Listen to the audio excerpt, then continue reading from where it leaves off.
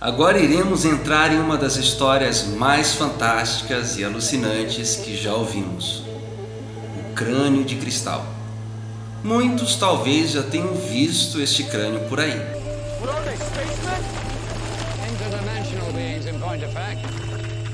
Isso mesmo, no famoso filme de Indiana Jones, esse crânio faz parte de uma misteriosa saga do personagem.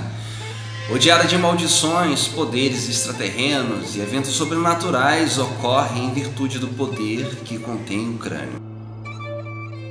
Mas será que este crânio existe de fato? E se existe, será que ele está carregado de energia ou poderes que não podemos compreender? Será que eles foram criados por civilizações antigas ou foram criados por extraterrestres e deixados para os humanos com algum objetivo? É o que iremos ver nesse vídeo. Mas gostaria de pedir antes que você deixe o seu like, compartilhe ao máximo com seus amigos e se ainda não é inscrito no meu canal, inscreva-se. Isso irá ajudar muito no impulsionamento dos vídeos e dar engajamento. Isso ajuda demais. Agora vamos para o vídeo, solta a vinheta.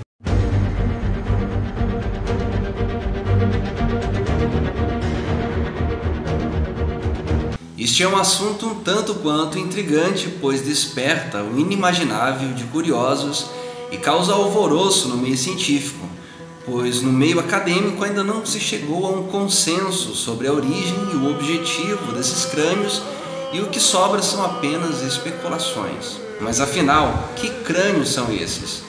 O crânio de cristal, ou também conhecido como caveira de cristal, são várias peças de crânio humano esculpidas em quartzo rosa ou leitoso. Os descobridores dos crânios alegam serem artefatos pré-colombianos da Mesoamérica.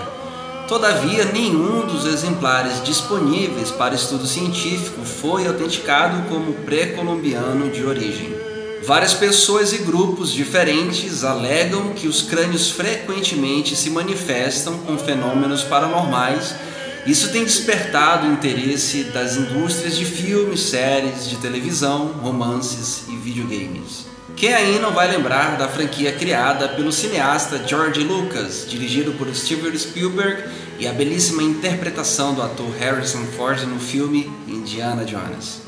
O filme mostra o crânio de cristal como sendo um artefato que é uma chave para a localização de um reino de tesouros incalculáveis, além de um poder inimaginável, o controle da mente das pessoas. Essa história ocorre na América do Sul e, bom, pelo menos no filme mostram os alienígenas como sendo os criadores dos crânios de cristal. E na vida real, quem as criou? Para quê? Quando e qual o seu objetivo? Existem dois tipos de crânios: os menores, do tamanho de uma pérola e que foram descobertos em meados do século XIV, e os maiores, aproximadamente em tamanhos reais, que aparecem no final do século XX. Os crânios de cristal maiores têm atraído muito a atenção das pessoas e alguns pesquisadores acreditam que esses crânios sejam falsos e que foram criados na Europa, e isso tem um porquê. Isso porque o comércio de coisas pré-colombianas não originais se desenvolveu durante o século XIX e em 1886 o arqueólogo William Harris Holmes, do Instituto Smithsoniano, escreveu um artigo chamado The Trade in Suspicious Mexican Antiquities para o jornal Science. Traduzindo significa o comércio de falsas antiguidades mexicanas. Bem, pelo título do artigo dá para se ter uma ideia e ver que esse argumento também é válido para afirmar que estes crânios podem ter sido realmente falsificados e não criados por alienígenas. Eugene Boban era um negociador de antiguidades que tinha uma loja em Paris por volta de 1870. Por mais que vários museus tivessem adquirido crânios bem antes, Eugênio, um comerciante, ficou mais como referência e associado às coleções desses crânios de cristal. Muito de sua coleção, incluindo 3 crânios de cristal, foi vendida para o etnógrafo Alphonse Pinard, que doou a coleção para o Trocadério Museum, que mais tarde se tornou o Musée de l'Homme. Existem milhares de escavações de arte mesoamericana e com várias representações de crânios diferentes. Porém, a maior parte dessas coleções em museus não foram documentadas.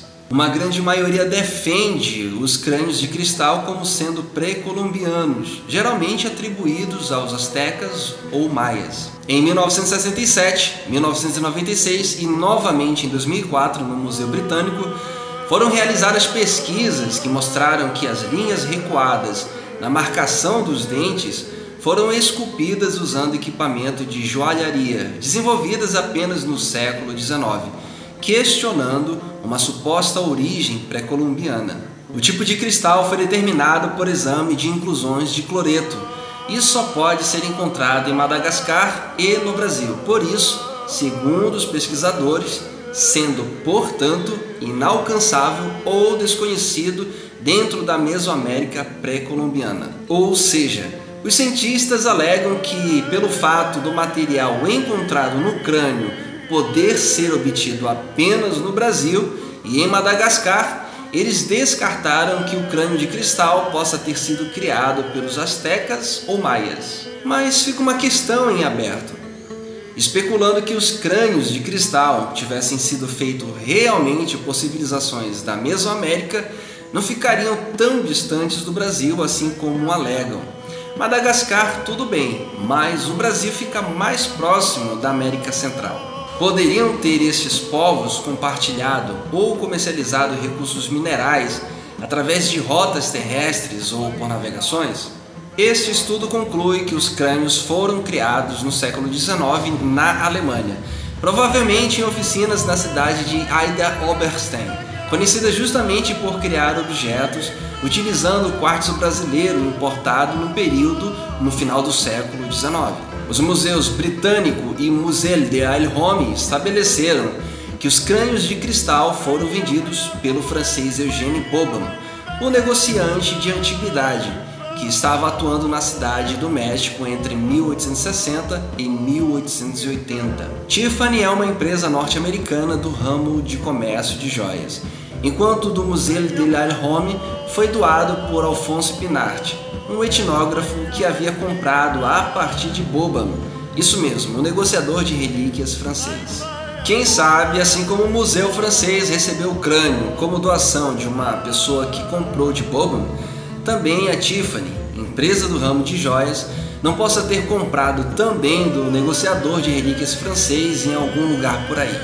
Outra pessoa, só que dessa vez anônima, apareceu com outro crânio de cristal alegando tê-lo comprado na cidade do México em 1960. O Instituto Smithsoniano realizou uma investigação em 1992 e constatou também que o artefato fora criado recentemente. Segundo o Instituto Smithsoniano, o negociador francês Boban adquiria os crânios de cristal da mão dos alemães para revendê-los.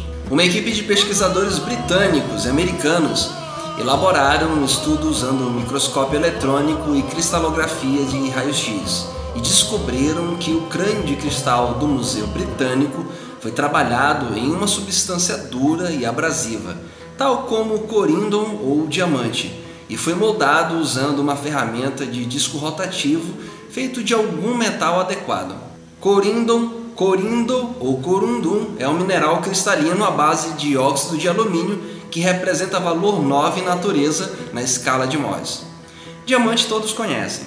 Lembrando que o Instituto Smithsoniano tinha a amostra de crânio também, fornecida pela pessoa anônima, e nesse mesmo estudo mostrou que este crânio havia sido trabalhado com um abrasivo diferente, o composto de carbeto de silício, ou carborundum, que é uma substância sintética fabricada utilizando modernas técnicas industriais. Como a síntese de carborundum tenha ocorrido apenas na década de 1890, a conclusão dos pesquisadores é que este crânio específico tenha sido criado em 1950 ou mais tarde. Até onde se sabe, existem 4 crânios que estão em museus para exposição ao público. O crânio de Mitchell Edges, que foi descoberto em 1924 por Anna Le Guillaume Mitchell Edges, filha adotiva do aventureiro e autor popular britânico Frederick Albert Mitchell Edges. O crânio do Museu Britânico, que apareceu inicialmente em 1881 na loja do antiquário de Paris, Eugène Boban. O crânio de Paris, que é o maior dos 3 já citados anteriormente, e que também foi vendido por Boban e tem cerca de 10 centímetros de altura, tem um orifício perfurado verticalmente através de seu centro. E por fim, temos o crânio que foi enviado para o Instituto Smithsoniano anonimamente em 1992 e foi alegado ser um objeto asteca por seu doador, supostamente a partir da coleção de Porfírio Dias. Este crânio é o maior dos crânios, com 15 centímetros de altura, e foi esculpido usando carborundum, um abrasivo moderno. Tem sido apresentado como uma falsificação no National Museum of Natural History. Existem algumas alegações paranormais e espirituais que remetem ao crânio. Alguns acreditam que os crânios têm poderes paranormais para curar. Anna Mitchell Edges comentava que o crânio que estava de posse dela poderia produzir visões e cura de câncer, uma vez que ela usou suas propriedades mágicas para matar um homem, e disse também que o crânio lhe mostrou uma premonição da morte de John Kennedy. Essas manifestações de curas e poderes paranormais não é bem vista e nem é aceita pela comunidade científica, que não encontrou evidências destes fenômenos atribuídos aos crânios e nem motivos para criar uma investigação mais aprofundada. Outras especulações mais polêmicas e fora do comum, como por exemplo, a conclusão do ciclo do calendário maia em 21 de dezembro de 2012, sob uma alegação de que seria necessário reunir as 13 caveiras místicas para evitar uma possível catástrofe mundial. The Mystery of the Crystal Skulls, produzido pelo Sci-Fi Channel em maio de 2008 e apresentado no Discovery Channel do Canadá em junho, mostraram os entrevistados Richard Hoagland tentando vincular os crânios e os maias com a vida em Marte, e David Hatcher Childress, que propôs reivindicações de civilizações perdidas da Atlântida e de antigravidade. O autor Trunvalo Melquisedeque, em seu livro Serpent of Light, escreve que se deparou com descendentes indígenas maias na posse de crânios de cristal em cerimônias nos templos de Yucatán.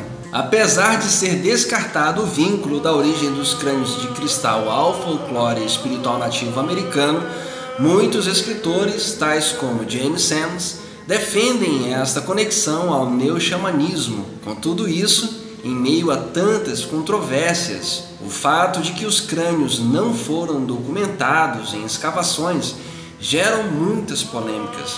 Para alguns especialistas, eles foram criados por Eugene Boban. Já para outras autoridades e especialistas, eles podem fazer parte de civilizações maias ou astecas, ou bem mais longe ainda, que foram construídas por civilizações extraterrenas e deixadas para a raça humana com algum objetivo, e que os crânios de cristal têm poderes sobrenaturais. E para vocês, quem criou os crânios de cristal?